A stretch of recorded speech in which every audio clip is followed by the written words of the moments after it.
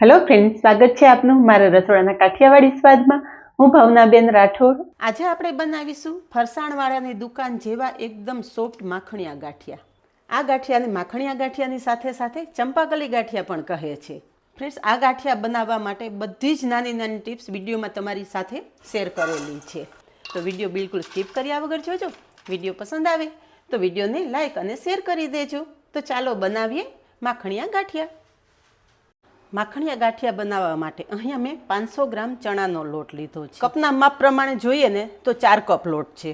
Friends, ઘણા લોકોને એવું કહેવું છે કે તમે અમુક બ્રાન્ડનો લોટ લો ને તો જ તમારા માખણિયા પરફેક્ટ થાય. પણ હું તમને ગેરંટી સાથે કહું છું કે જો તમે પ્રોપર માપ અને પ્રોપર મેથડથી ગાંઠિયા બનાવશો ને તો કોઈ પણ લોટનો ઉપયોગ કરશો તમારા ગાંઠિયા પરફેક્ટ જ બનશે.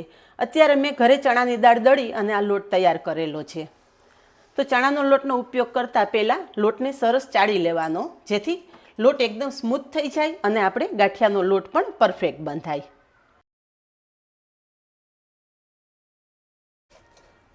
ફ્રેન્ડ્સ, મારો પ્રયત્ન હંમેશા એવો જ હોય છે કે મારા વ્યુઅર્સને એકદમ સરળ રીત બતાવવું. ઘરમાં રહેલી સિમ્પલ સામગ્રીમાંથી જ તમે એકદમ સ્વાદિષ્ટ રેસીપી બનાવી શકો ને એટલી સરળ રીતે હું બધી જ રેસીપી તમારી સાથે શેર કરતી હોઉં છું. અહીંયા લોટ ચાળી લીધો છે. ચાળેલા લોટમાં વચ્ચે જગ્યા કરી લેશું. આજે આ માખણિયા ગાંઠિયા આપણે એકદમ સિમ્પલ રીતથી બનાવવાના છે. નથી તમારે કોઈ તેલ પાણીની સ્લરી તૈયાર કરવાની કે નથી વધારાની કોઈ ઝંઝટ કરવાની. અહીં આપણે વચ્ચે જગ્યા કરી દીધી છે ને તો 4 કપ ચણાના લોટ સાથે આપણે 1/4 કપ તેલનું મોણ ઉમેરવાનું છે. એની સાથે 1/4 કપ પાણી ઉમેરશું. 500 ગ્રામ અને કપના માપ પ્રમાણે 4 કપ ચણાના લોટ સાથે આપણે અડધી ચમચી ગાંઠિયાના સોડા લેવાના છે. આ ગાંઠિયાના સોડા આ રીતે પેકિંગમાં આવે છે અને માત્ર 5 જ રૂપિયાનું આ પેકેટ આવે છે. આ ગાંઠિયાના સોડા તમને કોઈ પણ કરિયાણા સ્ટોરમાં આરામથી મળી જશે. અને વજનમાં જોઈએ તો અત્યારે 3 ગ્રામ જેટલા મેં ગાંઠિયાના સોડા લીધેલા છે. 1 ચમચી જેટલો અજમો હાથેથી ચોળીને ઉમેરી દેશું. 1 ચમચી કાળા મરીનો ભૂકો, સ્વાદ પ્રમાણે મીઠું ઉમેરશું અને અડધી ચમચી હિંગ ઉમેરશું. બધી જ સામગ્રી પહેલાં સરસ મિક્સ કરી લેશું. તો અહીંયા બધી સામગ્રી સરસ મિક્સ કરી લીધી છે. હવે હાથેથી ચોળી અને લોટના એક એક કણમાં બધું વસ્તુ મિક્સ થઈ જાય ને એ રીતે ભેળવી લેવાનું છે. આંગળાની મદદથી તમે આ રીતે કરશો ને એટલે લોટ સાથે બધી સામગ્રી એકદમ સરસ મિક્સ થઈ જશે. તહેવાર આવે ને એટલે આપણે નાસ્તા બજારમાંથી લાવતા હોઈએ છીએ, પણ ફ્રેન્ડ્સ, ઘરે બનાવવા નાસ્તા એકદમ સહેલા છે. થોડી નાની નાની બાબત ધ્યાનમાં રાખો ને તો બજાર કરતાં પણ સરસ વેરાયટી તમે ઘરે તૈયાર કરી શકો. અહીંયા તમે જુઓ કે તૈયાર કરેલું બધું જ મિશ્રણ આપણે લોટ સાથે એકદમ મસ્ત મિક્સ થઈ ગયું છે. હવે થોડું થોડું પાણી લેતા લોટ બાંધશું. એકી સાથે પાણી નથી ઉમેરવાનું. ચણાના લોટમાં બહુ ઓછા પાણીની જરૂર પડે છે. અહીંયા લોટ સરસ મિક્સ કરી લીધો છે. ચણાના લોટની ચીકાશને હિસાબે હાથમાં અને વાસણમાં પણ ચણાનો લોટ ચોંટી જાય છે. તો આ રીતે તવીથો કે ચમચીની મદદથી હાથમાં રહેલો લોટ આપણે અલગ કરી લેશું. અહીંયા ગાંઠિયાનો લોટ બાંધી લીધો છે, પણ અત્યારે આ લોટના ગાંઠિયા બનાવવા માટે પરફેક્ટ નથી. તો આપણે એક લુઓ અલગ લેશું. અત્યારે આ લોટ આપણે થોડો થીક જ રાખવાનો છે. અને અહીંયા બંને લોટનો કલર તમે જોઈ શકો છો કે ડાર્ક છે. હવે આપણે જેટલા લુવાના ગાંઠિયા કરવા છે ને એ લુવા ઉપર ચમચી જેટલું પાણી ઉમેરશું. 1 ચમચી જેટલું પાણી લઈ અને આંગળાની મદદથી આ રીતે લોટને સરસ કૂણવી લેશું.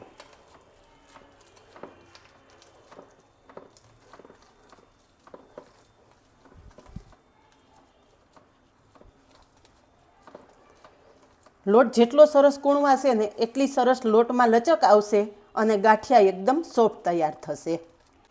તો અહીંયા જુઓ કે આપણે એકાદી મિનિટ સુધી જ લોટને સરસ કૂણવી લીધો છે અને બંને લોટનો ફરક તમે જોઈ શકો છો.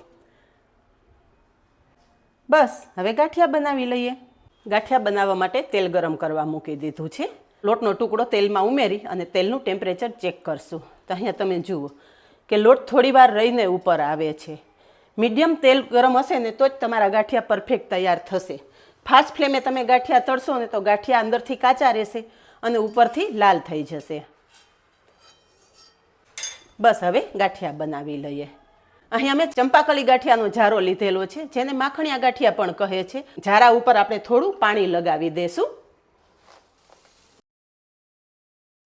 આ રીતે જારા ઉપર થોડું પાણી લગાવી જારાના બંને હું કડાઈના કાંઠા ઉપર સારી રીતે ફિટ કરી દેવાના. જો પહેલી વખત તમે ગાંઠિયા બનાવતા હોય તો કડાઈ ઝાલવા કોઈ એક વ્યક્તિને રાખવાના, જેથી કડાઈ ઉલરે નહીં.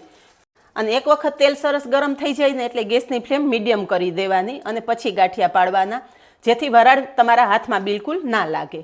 હવે લોટ છે ને આપણે આ રીતે જારાની કોર્નર ઉપર રાખશું અને હથેળીના ભાગથી ગાંઠિયા આ રીતે પ્રેસ કરશું. લોટ આ રીતે પ્રેસ કરશો ને એટલે મસ્ત મજાના સરસ ગાંઠિયા તૈયાર થશે. અને જારામાં બધી બાજુ આ રીતે લોટ ફેલાવી અને પ્રેસ કરતું રહેવાનું.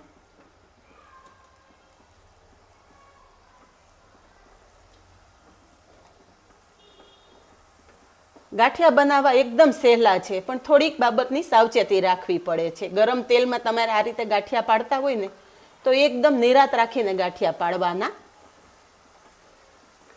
તો અહીંયા તમે જુઓ કે આપણે જે લોટ લીધેલો ને એ બધા લોટના ગાંઠિયા આ રીતે પડી ગયા છે. અને એક વખત જારો આ રીતે હલાવશો ને એટલે જારામાં રહેલા ગાંઠિયા પણ તેલમાં પડી જશે. અને તરત જ જારામાં રહેલો લોટ આપણે ચમચા કે તાવીથાની મદદથી અલગ કરી લેવાનો. ગરમ જારો હશે ને તો લોટ તમે ગાંઠિયાની એક બે તળાશે ને ત્યાં સુધીમાં સુકાઈ જશે. બસ આ રીતે લોટ કાઢી અને સહેજ પાણીવાળો હાથ લગાવી દેવાનો. હવે ગેસની ફ્લેમ થોડી ફાસ્ટ કરશું. સાવ ધીમા ગેસે ગાંઠિયા તળશો ને તો પણ ગાંઠિયા તેલ શોષી જશે, એટલે ગાંઠિયા ઠંડા થયા પછી એકદમ ઓઇલી તૈયાર થશે. ફ્રેન્ડ્સ, આજ સુધી તમે બજારના ગાંઠિયા લઈ આવીને ખાધા હશે, પણ એક વખત મારી રીતે તમે આ માખણિયા કે ચંપાકલી ગાંઠિયા બનાવો. ગેરંટી સાથે કહું છું કે આજ પછી તમે બહારના ગાંઠિયા ક્યારેય નહીં લઈ આવો. ગાંઠિયા તળાઈ જશે ને એટલે બધા જ ગાંઠિયા આ રીતે ઉપર આવી જશે. બસ હવે એક્સ્ટ્રા તેલ નિતારી અને ગાંઠિયા આપણે બહાર કાઢી લેશું. અવાજ સાંભળીને જ તમને ખબર પડી જશે કે આ ગાંઠિયા કેટલા ક્રિસ્પી તૈયાર થયેલા છે. અને ગાંઠિયા તૈયાર થઈ જાય ને એટલે તરત જ ઉપર થોડી હિંગ છાંટી દેવાની. ગરમ ગરમ ગાંઠિયામાં હિંગ છાંટશો ને એટલે ગાંઠિયાનો સ્વાદ એકદમ મસ્ત આવી જશે. ફ્રેન્ડ્સ, અહીંયા જુઓ કે માત્ર 500 ગ્રામ લોટમાંથી આપણે આ ગાંઠિયા તૈયાર કરેલા છે અને એક ડબ્બો ભરાઈને એટલા આ ગાંઠિયા તૈયાર થયા છે. તૈયાર થયેલા ગાંઠિયા સર્વ કરશું.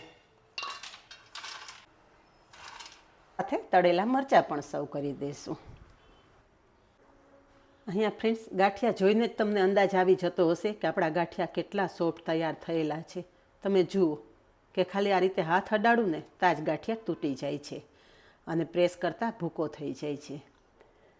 ફ્રેન્ડ્સ, આ ગાંઠિયા એટલા સોફ્ટ બને છે ને એટલે જ આ ગાંઠિયાને માખણિયા ગાંઠિયા નામ આપેલું છે. તો જોયું ને ફ્રેન્ડ્સ કે માત્ર 500 ગ્રામ લોટમાંથી ઢગલાબંધ આપણે ગાંઠિયા તૈયાર કરી શકીએ છીએ. ફ્રેન્ડ્સ, ગાંઠિયા બનાવવામાં કોઈ વધારે મહેનત કરવાની જરૂર નથી. પરફેક્ટ માપ સાથે જો તમે ગાંઠિયા બનાવશો ને તો તમારા ગાંઠિયા પણ ફરસાણની દુકાન જેવા જ તૈયાર થશે.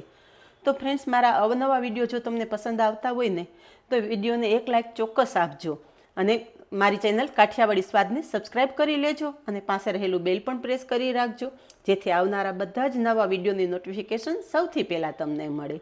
તો આજે બસ આટલું જ. મળી નેક્સ્ટ વિડીયોમાં. ત્યાં સુધી બાય. Thank you.